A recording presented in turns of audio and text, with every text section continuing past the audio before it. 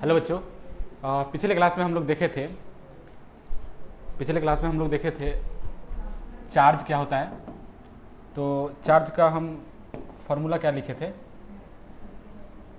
देखिए चार्ज बराबर होता है प्लस माइनस एन इंटू ई। ठीक है ना।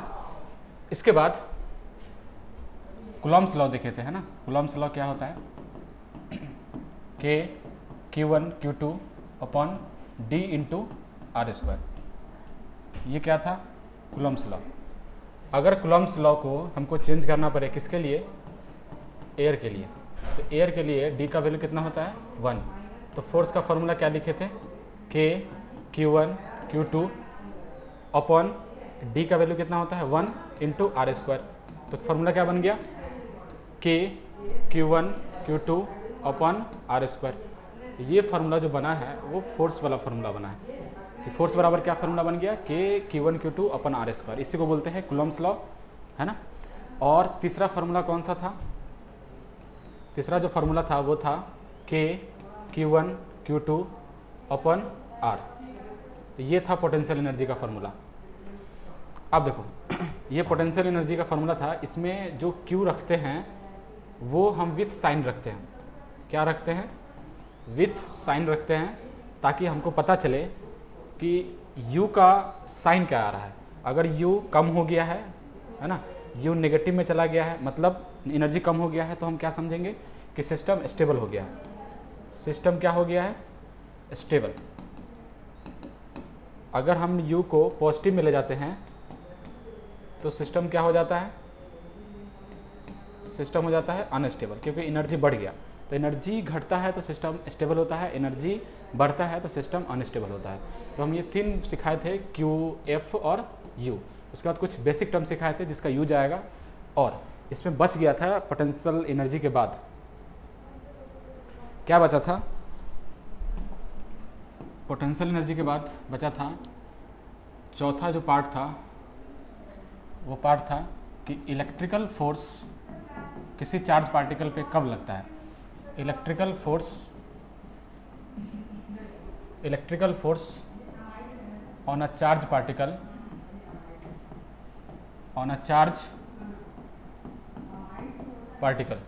Electrical force on a charge particle due to applied electric field, है ना। कि electrical force on a charge particle due to applied electric field क्या होता है।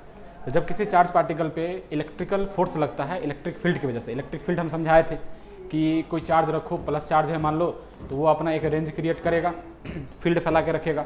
उस फील्ड में अगर कोई चार्ज पार्टिकल आता है तो उस पर फोर्स लगता है, तो उस फोर्स को इलेक्ट्रिक फील्ड तब बोलेंगे जब चार्ज हमारा हो 1 कूलम। तो 1 कूलम चार्ज पे जब इसके फील्ड के द्वारा फोर्स लगता है उसी को क्या बोलते हैं, इलेक्ट्रिक फील्ड। तो यहाँ पे फार्मूला क्या बनेगा, तो इसका फार्मूला बनेगा Q बराबर फोर्स है ना, इलेक्ट्रिकल फोर्स बराबर फार्मूला क्या बना, Q इंटू ई। तो ये हमारा फार्मूला बना, इसको ध्यान में रखना है, जिसमें ये क्या है, इलेक्ट्रिकल फोर्स जो कि लगा है इलेक्ट्रिक फील्ड के द्वारा चार्ज पे। ये क्या है, चार्ज है ना, जो पार्टिकल पे चार्ज होगा। और ये क्या है तुम्हारा, इलेक्ट्रिक फील्ड। ये क्या है, इलेक्ट्रिक फील्ड। ठीक। अब इसके आगे मैग्नेटिक फोर्स, पांचवा मैग्नेटिक फोर्स है, पांचवा।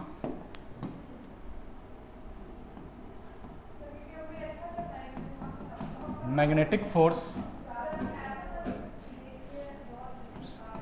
on a charge particle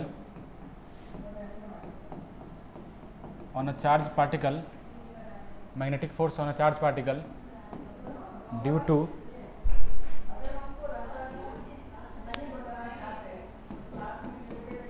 apply magnetic field, due to applied magnetic field, magnetic force on a charge particle due to applied लिखा है ना, due to applied magnetic field क्या होगा, तो magnetic force Q into V into B, ये formula बनेगा। जब किसी चार्ज पार्टिकल पे मैग्नेटिक फील्ड के प्रेजेंस में फोर्स लगे तो उसको हम बोलते हैं मैग्नेटिक फोर्स। तो इसको हम क्या बोलेंगे? Magnetic force. फिर से ये है क्या है? Charge on particle, velocity of a particle जिसे क्रॉस कर रहा है ना, चार्ज जो मतलब आगे बढ़ रहा है। बी क्या है? Magnetic field strength, magnetic field strength. ठीक है, तो ये जो हम लिखे हैं कि Fm बराबर Q into V into B, तो क्या समझे इससे हम कि जैसे चार्ज पार्टिकल जा रहा है, तो चार्ज पार्टिकल जब जाएगा तो उसका कुछ वेलोसिटी होगा और उसके परपेंडिकुलर लगना चाहिए मैग्नेटिक फील्ड। तो जब कोई चार्ज पार्टिकल गया और इस पर लगा मैग्नेटिक फील्ड ऐसे, तो वो क्या हो जाएगा? टर्न कर जाएगा, क्योंकि इसको ऊपर से फोर्स लग रहा है। तो जब मैग्नेटिक फील्ड ऐसे लगा रखे हैं, चार्ज पार्टिकल ऐसे ट्रेवल कर रहा है चार्ज पार्टिकल, और इस पर मैग्नेटिक फील्ड हम लगा दिए, तो ये क्या कर जाएगा? टर्न कर जाएगा, तो सर्कुलर मोशन करने लगता है। ठीक है, मतलब हम क्या बोल सकते हैं कि दिस फोर्स, मैग्नेटिक फोर्स का बात कर रहे हैं, this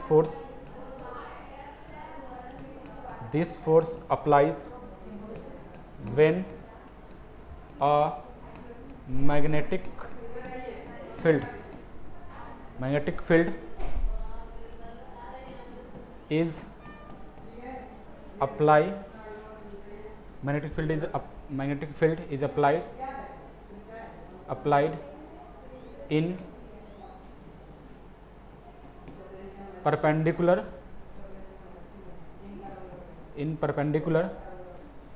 in perpendicular to the direction of movement of charge particle,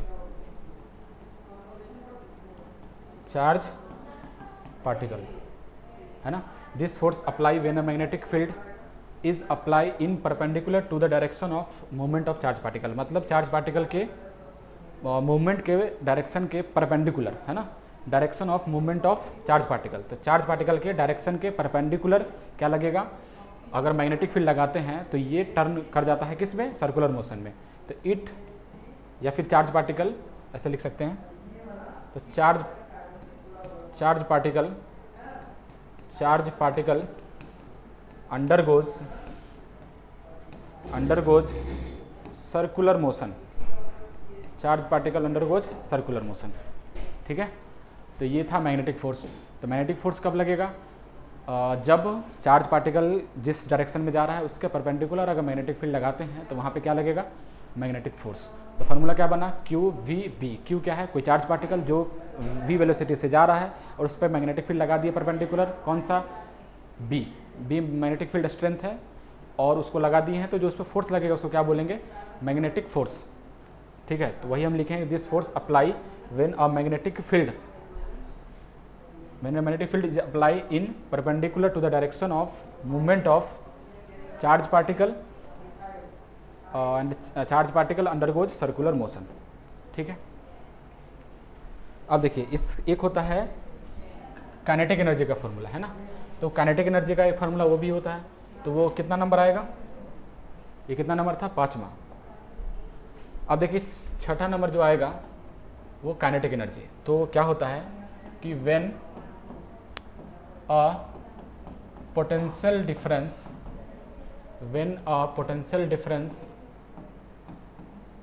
of V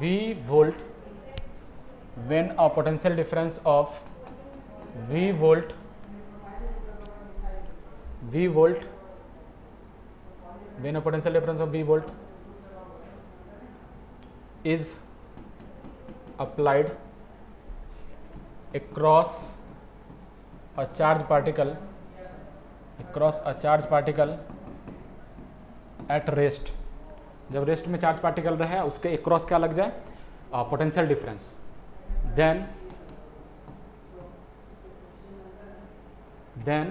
kinetic energy, क्या बोले हैं? काइनेटिक एनर्जी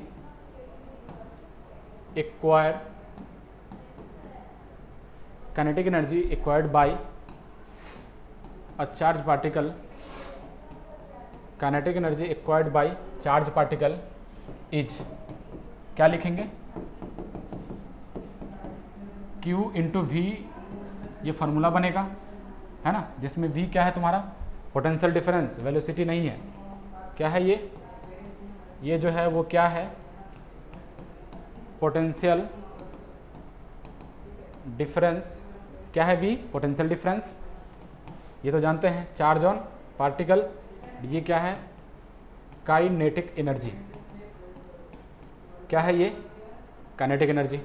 या फिर ऐसे भी लिख सकते हैं, काइनेटिक एनर्जी बराबर Q into V equals to half M V square, तो हम ऐसे भी इसका फॉर्मूला लिख सकते हैं, ठीक है।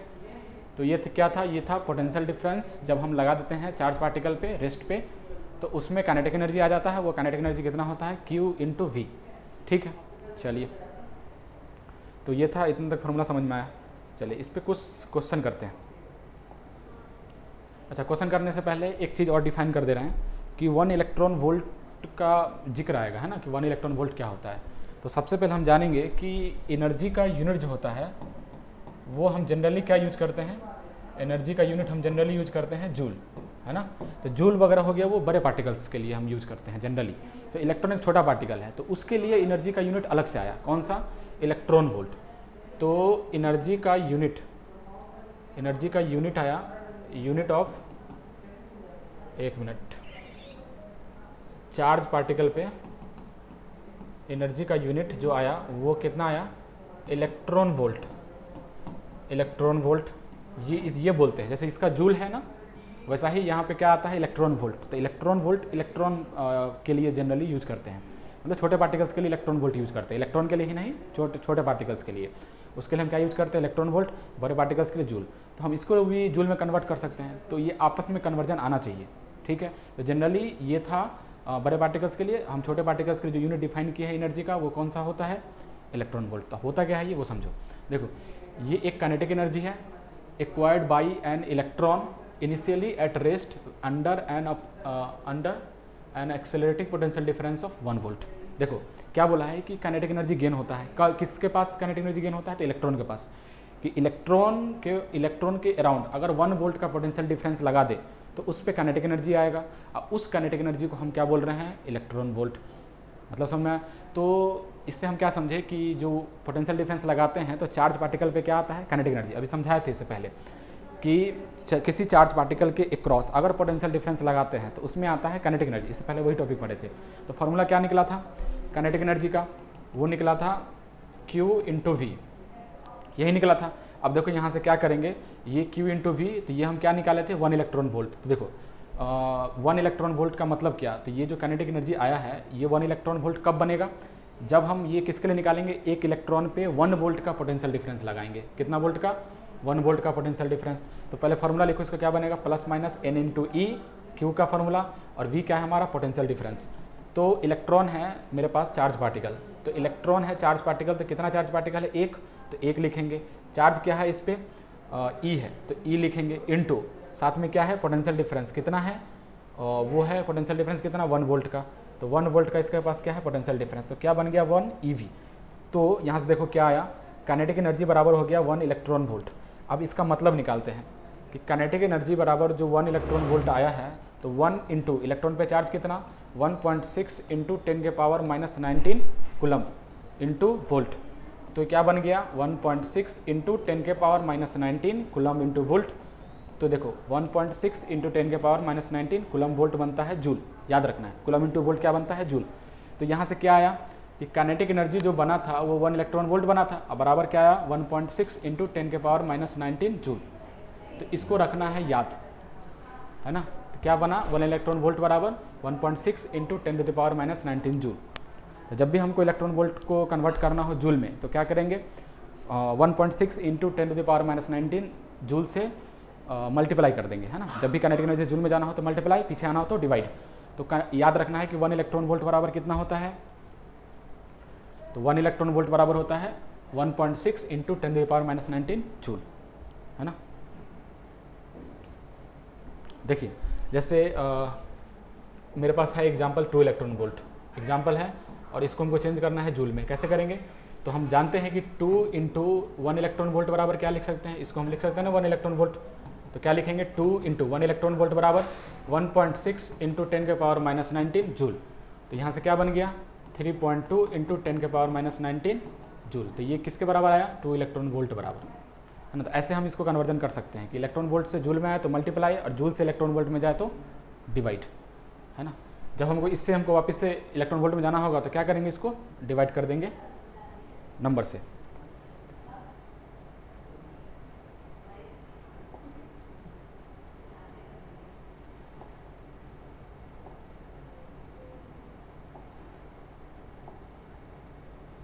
चलिए देखिए इसमें फॉर्मूला जो बना है,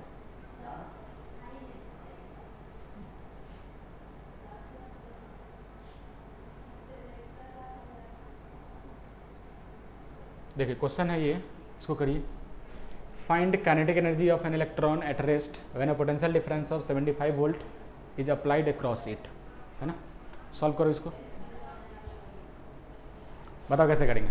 निकालना क्या है हमको, काइनेटिक एनर्जी। तो काइनेटिक एनर्जी का फॉर्मूला क्या होता है, काइनेटिक एनर्जी का फॉर्मूला होता है Q इंटू वी। बताओ यहाँ से Q और V किसके लिए निकालना है हमको, इलेक्ट्रॉन के लिए, है ना। चार्ज पार्टिकल क्या है मेरे पास, इलेक्ट्रॉन है। तो सबसे पहले चार्ज पार्टिकल इलेक्ट्रॉन है, तो Q का फॉर्मूला होता है N इंटू ई। तो N का वैल्यू, अच्छा केवल मैग्नीट्यूड है इसलिए साइन नहीं ले रहा है, तो N का नंबर क्या आ जाएगा इलेक्ट्रॉन के लिए 1 इंटू Q का फॉर्मूला क्या होता है प्लस माइनस N इंटू ई। इसका भी नहीं ले रहे हैं क्योंकि वैल्यू हमको चाहिए केवल। तो N इंटू ई के लिए N क्या है, तो चार्ज पार्टिकल है कितना, 1, इसलिए N की जगह पे 1 इंटू ई।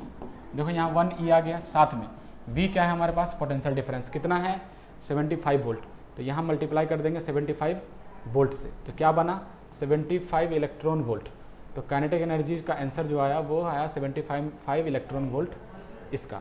अब इसको हमको जूल में चेंज करना हो तो क्या करेंगे, तो 75 into 1.6 into 10⁻⁻19 joule.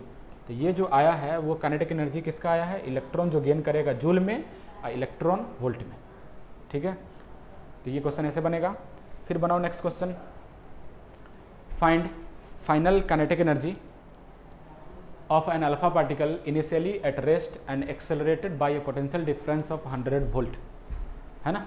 Same question है पिछले जैसा, जैसे चार्ज पार्टिकल हम क्या किए हैं, केवल चेंज कर दिए हैं। तो बनाओ इसको, फिर से वही फार्मूला लगाते हैं। काइनेटिक एनर्जी बराबर फार्मूला क्या बनता है, Q इंटू वी, है ना। अब Q के लिए हम कहाँ से लाए, तो Q है चार्ज पार्टिकल के लिए। चार्ज पार्टिकल कौन सा है, सबसे पहले अल्फा पार्टिकल। तो देखो अल्फा पार्टिकल का फॉर्मूला, अल्फा पार्टिकल हम किसको बोलते हैं, तो देखो हीलियम होता है 2,4।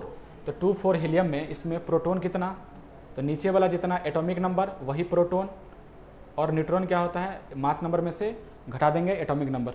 तो 4 - 2 क्या आया 2, और साथ में इलेक्ट्रॉन कितना, साथ में इलेक्ट्रॉन कितना 2,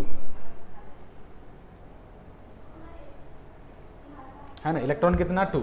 तो इसमें से हम जब दोनों इलेक्ट्रॉन को निकाल देंगे तो क्या बनेगा, ये जब दोनों इलेक्ट्रॉन को निकाल देंगे तो बन जाएगा 2+। तो इसके पास कोई इलेक्ट्रॉन नहीं बचा। तो इसके पास जैसे बाहर में इलेक्ट्रॉन होगा, अंदर में न्यूक्लियस होगा। तो न्यूक्लियस में क्या होगा, प्रोटॉन और न्यूट्रॉन। इलेक्ट्रॉन कहाँ है, बाहर में, या दोनों इलेक्ट्रॉन को हम निकाल दिए तो बचा क्या, ये केवल न्यूक्लियस। तो इसको हम न्यूक्लियस ऑफ हीलियम भी बोलते हैं, न्यूक्लियस ऑफ हीलियम। हीलियम के न्यूक्लियस को बोलते हैं अल्फा पार्टिकल। तो ये है हमारा अल्फा पार्टिकल। अगर कंक्लूजन के तौर पे बोला जाए तो He2+ को क्या बोलते हैं, अल्फा पार्टिकल। तो अल्फा पार्टिकल का चार्ज कैसे निकालेंगे, तो देखो चार्ज का फॉर्मूला क्या होगा, यहाँ से यही कैलकुलेट करते हैं। Q बराबर क्या होता है, प्लस माइनस N इंटू ई। हमको प्लस माइनस लेना नहीं है, N इंटू ई। N कितना है, देखो 2 है, बताए थे जब दो प्लस है इसका मतलब इसके पास 2 प्रोटॉन बचा हुआ है। तो N की जगह पे क्या लिखेंगे 2, साथ में क्या आ जाएगा E। तो कितना आ गया चार्ज इस पे 2E। तो यहाँ लिख देंगे 2E इंटू क्या आ जाएगा वोल्ट। और वोल्ट कितना दिया है 100, पोटेंशियल डिफरेंस कितना दिया है 100 वोल्ट। तो कितना आ जाएगा ये 200 इलेक्ट्रॉन वोल्ट। तो काइनेटिक एनर्जी जो गेन किया है अल्फा पार्टिकल जब हम 100 वोल्ट पोटेंशियल डिफरेंस अप्लाई किए हैं तो कितना आया है 200 इलेक्ट्रॉन वोल्ट। और इसको हम जूल में चेंज करना चाहें तो क्या बोलेंगे 200 इंटू 1.6 इंटू 10⁻⁻19 जूल, है ना। तो ये हो जाएगा, इसको हम सॉल्व करें तो कितना बनेगा, ये गया 10, ये गया कैंसिल, 16 दूना 32, 320 इंटू 10⁻⁻19 जूल, है ना। तो ऐसे निकाल सकते हैं। तो ये आ गया काइनेटिक एनर्जी किस में, जूल में, ये किस में आया, इलेक्ट्रॉन वोल्ट में। फिर देखो एक और क्वेश्चन, देखो alpha particle is moving with a kinetic energy of 200 electron volt, it is further accelerated by a potential difference of 50 volt. तो find kinetic energy of alpha particle. तो इसको कैसे करेंगे, सबसे पहले अल्फा पार्टिकल दिया हुआ है मेरे पास, अल्फा पार्टिकल क्या दिया हुआ है, अल्फा पार्टिकल दिया है He2+, ठीक है, और इनिशियली काइनेटिक एनर्जी इसके पास पहले से जो मौजूद है वो कितना है, 200 इलेक्ट्रॉन वोल्ट। तो हमको क्या चाहिए, it is further accelerated by a potential difference of 50 volt. इसके पास काइनेटिक एनर्जी पहले से था, इतना स्पीड से वो जा रहा था, और हम क्या कर दिए हैं 50 वोल्ट का पोटेंशियल डिफरेंस इसके क्रॉस अप्लाई कर दिया है, मतलब इसके वजह से और इसमें ऐड हो जाएगा काइनेटिक एनर्जी। तो वही पूछा है कि फाइनल काइनेटिक एनर्जी क्या होगा। तो काइनेटिक एनर्जी फाइनल क्या होगा, तो पहले से इसके पास 200 था, साथ में और ऐड हो जाएगा। तो ऐड कर कैसे करेंगे, Q/V से, क्योंकि काइनेटिक एनर्जी का फॉर्मूला क्या होता है, Q/V। तो देखो 200 electron volt plus kinetic energy का फॉर्मूला क्या, काइनेटिक एनर्जी अल्फा पार्टिकल के लिए अभी बताए थे, क्या होता है, N/E। तो N कितना है इसके पास, 2, तो 2E है ना। यहाँ क्या लिखेंगे, 2E मल्टीप्लाई वोल्टेज कितना है इसके पास, पोटेंशियल डिफरेंस 50 वोल्ट। तो 50 वोल्ट से क्या कर देंगे, मल्टीप्लाई। देखो क्या बनेगा यहाँ से, 200 इलेक्ट्रॉन वोल्ट प्लस 50 गुना 100 इलेक्ट्रॉन वोल्ट। तो क्या बना ये, 300 इलेक्ट्रॉन वोल्ट काइनेटिक एनर्जी। अगर इसको हमको चेंज करना हुआ किस में, इलेक्ट्रॉन वोल्ट, सॉरी जूल में, इलेक्ट्रॉन वोल्ट से जूल में लाना हुआ तो क्या करेंगे, 1.6 × 10⁻⁻19 जूल से मल्टीप्लाई कर देंगे। तो ये क्वेश्चन था, किस पे था ये, अल्फा पार्टिकल वाला, कि जब पहले से उसके पास काइनेटिक एनर्जी मौजूद है और उसको हम एक्सेलरेट करा दिए हैं कितना से, 50 वोल्ट से, तो काइनेटिक एनर्जी अल्फा पार्टिकल का क्या होगा, ठीक है ना। चलिए नेक्स्ट क्वेश्चन है ये वाला। इससे पहले एक टॉपिक और थोड़ा सा पढ़ लेते हैं। देखिए इसमें अल्फा पार्टिकल दिया हुआ है, तो अल्फा पार्टिकल पे चार्ज कैसे निकालते हैं, Q बराबर +-N/E। तो बताओ इस पर कौन सा चार्ज है, प्लस। अल्फा पार्टिकल इस पे जो N का वैल्यू होगा कितना है, 2। यहाँ से देख के बता दो, नहीं तो हम समझा रखे हैं, 2+ लिखने का मतलब इसके पास 2 प्रोटॉन बचा हुआ है। तो N का वैल्यू कितना है इसका, 2, साथ में क्या आ जाएगा, E। तो कितना आ गया, 2E, इसका चार्ज पार्टिकल प्लस 2E है ना। अब फिर देखो प्रोटॉन है, ड्यूट्रॉन है, ट्राइटॉन है, न्यूट्रॉन है, इलेक्ट्रॉन है। न्यूट्रॉन पे कोई चार्ज ही नहीं होता तो इसका 0 मान लेंगे। तो इस ये सब समझने से पहले एक चीज़ समझो, जैसे मान लो ये हाइड्रोजन है, तो हाइड्रोजन का आइसोटॉप्स क्या होता है, 1H1, 1H2, 1H3। तो इसका नाम क्या, प्रोटियम है ना, इसका नाम क्या, ड्यूटेरियम, इसका नाम क्या, ट्राइटियम। जब हम इसमें से प्रोटियम बोलने का मतलब क्या, इसके पास एक इलेक्ट्रॉन एक प्रोटॉन, और न्यूट्रॉन कैसे निकालते हैं, मास नंबर में से एटॉमिक नंबर माइनस कर देते हैं, तो कितना होता है 0, मतलब न्यूट्रॉन इसके पास नहीं है। तो इसमें से एक इलेक्ट्रॉन को बाहर करेंगे तो ये बनेगा क्या, H+। तो H+ को हम क्या बोलते हैं, इसका नाम क्या रखेंगे, तो जब हम प्लस बनाते हैं तो साथ में ये जो हटा करके ऑन लगा देते हैं, ऑन, प्रोटॉन इसका नाम हो गया। जैसे इसमें बताओ, इसमें इसके पास कितना, इसके पास है प्रोटॉन, ड्यूट्रॉन के पास, ड्यूटेरियम के पास कितना प्रोटॉन, तो प्रोटॉन क्या होता है, जितना इसका एटॉमिक नंबर कितना है 1, इलेक्ट्रॉन कितना 1, और इसके पास न्यूट्रॉन कितना, वो भी 1, 2 में से 1 गया तो 1। अब बताओ इसमें से एक इलेक्ट्रॉन निकाल देंगे तो क्या बनेगा, एक इलेक्ट्रॉन निकाल देंगे। तो जब इलेक्ट्रॉन निकालते हैं तो इसको साइन जो लिखते हैं वो लिखते हैं D+। क्यों, यहाँ पे H था तो यहाँ H+, इसको प्रोटियम बोल रहे हैं, यहाँ पे ये ड्यूटेरियम से स्टार्ट है तो इसको साइन H+ नहीं लिखेंगे क्योंकि फिर ये मैच कर जाएगा। तो फिर अलग से इसको लिखने के लिए हम D से डिनोट करते हैं, D+ से।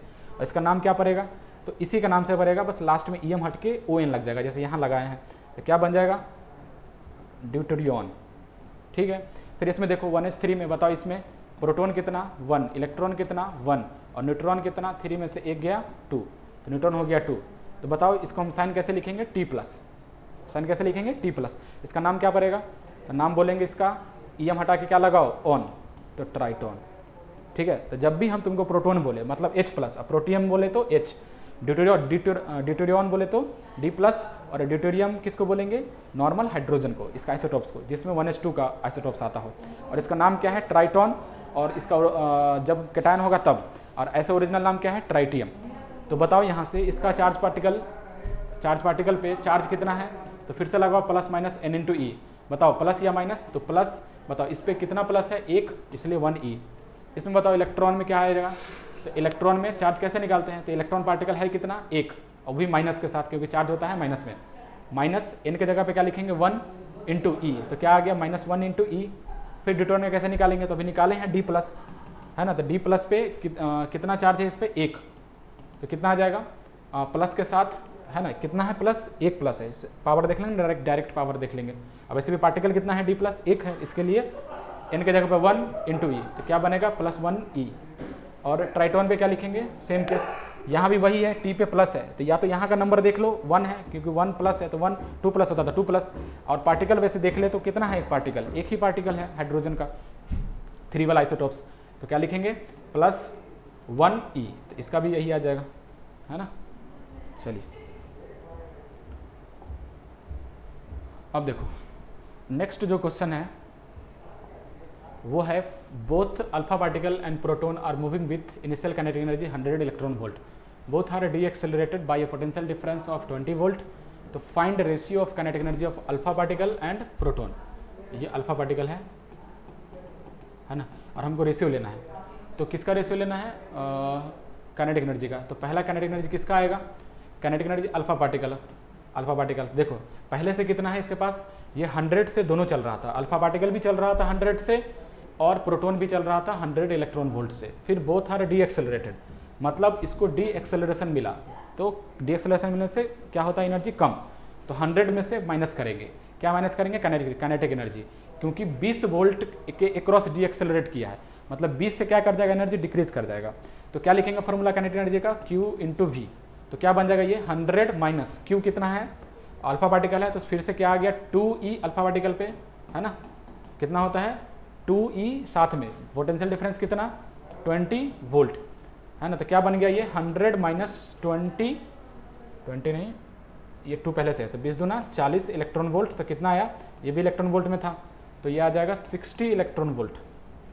ठीक है, फिर हम निकालेंगे काइनेटिक एनर्जी किस पे, तो काइनेटिक एनर्जी किस पे आएगा, फिर प्रोटॉन पे, तो कितना आया देखो 100 पहले से है माइनस, अब एक प्रोटॉन है यानी कि 1e चार्ज की जगह पे, फिर वोल्ट, वोल्ट कितना है इसके पास 20 वोल्ट, तो क्या बन गया 100 माइनस 20 इलेक्ट्रॉन वोल्ट, तो क्या आ गया 80 इलेक्ट्रॉन वोल्ट। ठीक है, अब हमको क्या लिखना है, रेशियो, तो काइनेटिक एनर्जी रेशियो किसका लेंगे, सबसे पहले अल्फा पार्टिकल का, फिर किसका लेंगे, फिर रेशियो किसका लेंगे, प्रोटॉन का। तो बताओ अल्फा पार्टिकल का कितना आया है 60 इलेक्ट्रॉन वोल्ट, और साथ में किसका आया है नीचे 80 electron volt, electron volt cancel, 0 से 0 कैंसिल, 2 तिया 6, 2 चौक 8, तो कितना आ गया 3/4 इसका रेशियो आ गया। ठीक है, तो देख लीजिए एक बार। चलिए इसके बाद है नेक्स्ट क्वेश्चन। चलिए ये जो दिया हुआ है स्पेसिफिक चार्ज, है ना, तो स्पेसिफिक चार्ज होता क्या है, तो सबसे पहले स्पेसिफिक चार्ज हम किसको बोलेंगे, तो Q/m रेशियो को स्पेसिफिक चार्ज बोलते हैं, ध्यान में रखना है, Q/m को क्या बोलते हैं, स्पेसिफिक चार्ज।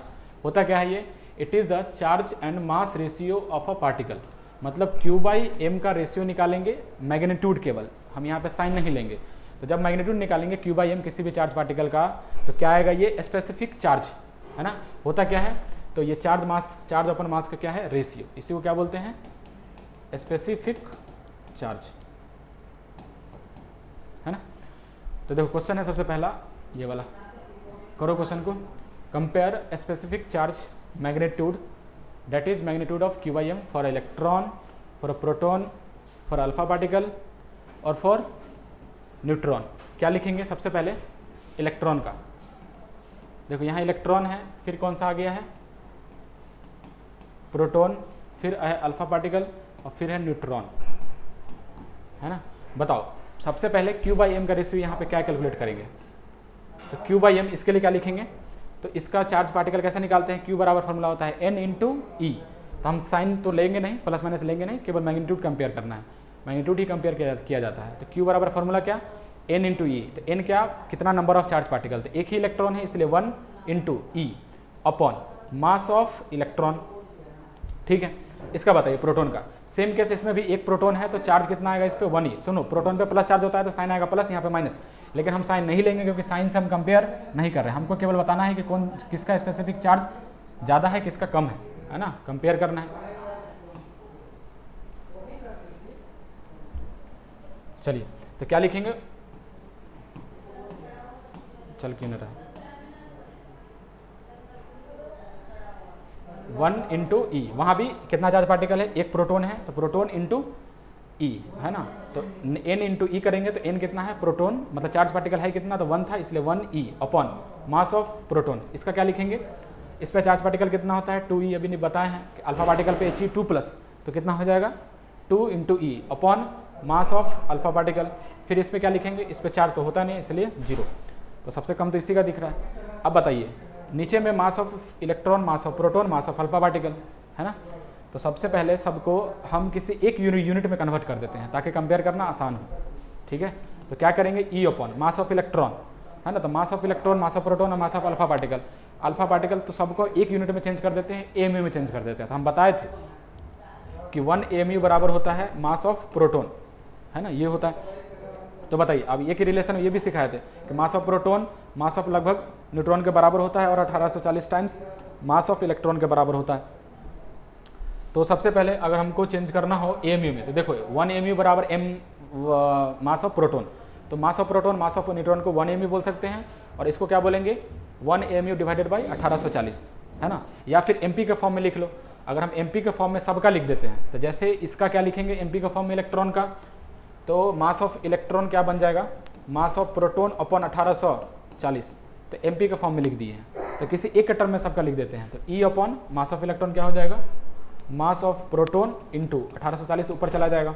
इसका बताओ, ये तो है ही पहले से ही मास ऑफ प्रोटोन के फॉर्म में, इसका क्या लिखेंगे 2e mass of alpha particle. तो अल्फा पार्टिकल का मास कैसे लिखेंगे, तो क्या होता है He24, तो यहाँ क्या होता है 4 AMU है ना। अगर इसका हम एक एटम का मास देखें तो 4 AMU और 1 AMU बराबर MP, यहाँ बता चुके हैं, यानी कि 4 MP, यहाँ से लिख सकते हैं 4 MP।